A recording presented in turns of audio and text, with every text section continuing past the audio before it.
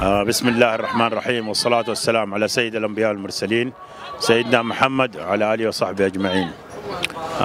أشكركم، أشكر قناة زوم تايجر وتواجدها معنا دائما في جميع البطولات، وأقول ألف مبروك لشباب فريق المدي، وهارد لك لشقيقنا فريق الأواكس، وإن شاء الله من الأفضل للأفضل، ونتمنى لهم إن شاء الله أخذ بطولات قادمة إن شاء الله ويشاركوا فيها ويتحصلوا على بطولة.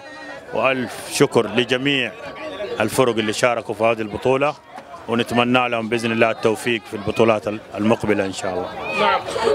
أبو محمد، تواجدكم في البطولات باستمرار، دعمكم للرياضة واستمرارية إلى هذا اليوم الجميل، كيف كانت فكرة الطازج أنها تقام في ملعب شباب المدي وفي رمضان أعتقد للمرة الأولى؟ فعلا أول سنة تقام بطولة الطازج على ملعب المدي، وأنا أول سنة أنظم بطولة في رمضان، أو إني أشارك في تنظيم في بطولة في رمضان. ولا إحنا دائما الحمد لله مشهورين من 17 سنة تنظيم بطولة صاحب السمو الملكي عبد الله بن سعد بن عبد العزيز في فترة الصيف. سنويا نحن في فترة الصيف نقيم بطولة صاحب السمو الملكي عبد الله بن سعد بن عبد العزيز. ما عدا هذه السنة طبعا البطولة 17 للأوضاع اللي حصلت يعني، والحمد لله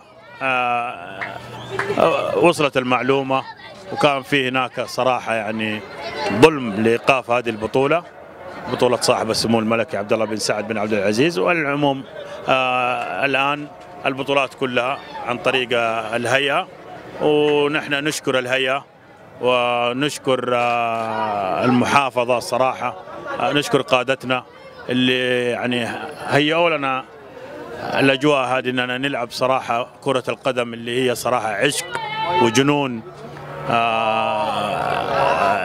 جميع المواطنين في المملكة الحبيبة. وأقول لهم ألف شكر لثقتهم فينا، وإن رجعنا لإقامة البطولات والحمد لله، ومن الأفضل للأفضل إن شاء الله. أبو محمد، الإعلامي لازم دائما يكون يعني صاحب سؤال في كل شيء. أنا في سؤال يدور في ذهني ويدور في ذهن المتابعين، هل تقام بطولة المدي المعروفة الصيفية بعد فترة رمضان؟ هل ستقام؟ إن شاء الله حتقام، وهذا وعد كان من صاحب السمو الملكي عبد الله بن سعد بن عبد العزيز. بطولة المدي هي بطولة صاحب السمو الملكي عبد الله بن سعد بن عبد العزيز المدي، لكلمة المدي على أساس نحن يعني هي الملعب المدي، ولا هي البطولة بطولة صاحب السمو الملكي عبد الله بن سعد بن عبد العزيز، هي بطولته. هذه البطولة قائمة من 17 سنة، ولكن قدر الله ما شاء فعل، وهناك كان في زي ما قلت لك يعني أسباب إن شاء الله حتنحل، والمسؤولين فهموا إيش الموضوع وإيش ليش وقفت هذه البطولة.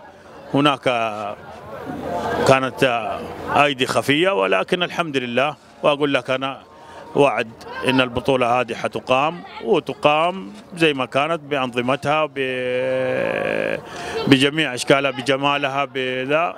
وهي صراحة بطولة يعني مشهود بها، إن مو من أنا شهادتي مجروحة فيها، لأن أنا المشرف على البطولة هذه، والحمد لله. والبطولة صراحة يعني جميع للغربية ككل يعني اشتركوا فرق من المدينة ومن مكة المكرمة، من القنفذة، من رابغ، من الليث، يعني كل الغربية في هذه البطولة. فالحمد لله، ونوعد الجمهور إن شاء الله بإذن الواحد الأحد أن ترجع البطولة كما كانت، وترجع البطولة لوطننا الحبيب الصراحة، لجمهورنا الحبيب اللي بيتساءلوا. نقول لهم إن شاء الله هي فترة استراحة محارب وعودته إن شاء الله للميدان، وإن شاء الله قريب عايدين بإذن الواحد الأحد. بإذن الله. أبو محمد، ختاما اسمح لي أن أبارك لك، بما أنك مشرف على البطولة، لكن تستحق أن أبارك لك لفريق المدي، الفريق البطل اللي يستحق أن يظفر بلقب هذه البطولة. فعلا السنة هذه فريق المدي تحصل على بطولة الطازج اللي قيمت أول مرة، ووعدونا طبعا الأخوان سواء ابراهيم بشير او الاخوان اللي حضروا اليوم من شركه الطازج المسؤولين، بان البطوله هذه حتكون سنويا، واحنا ما عندنا مشكله نرحب بهم ما دام هذه خدمه اجتماعيه للوطن.